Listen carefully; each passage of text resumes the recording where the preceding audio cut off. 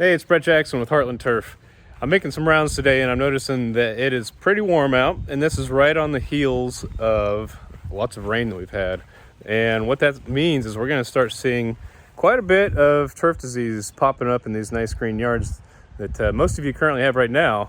But with the warm weather and lots of humid weather and rain that we've had, we're definitely going to start seeing some lawn disease, which is a fungus. And fungus likes warm temperatures. Usually we start seeing the most common one, which is brown patch. We start seeing that when nighttime temperatures get over 70 degrees. And so for our customers that have had issues with it in the past, we're right now, as I speak anyways, we're putting down a fungicide to prevent that from happening. And our preventative rounds, it takes 3 treatments per year to make sure that it doesn't creep back up, but it lasts basically June, July, and August, which is the 3 months that brown patch and other turf diseases really can damage yards, and that prevents you from having to overseed in the fall and have other issues and just have a bad looking yard throughout the season.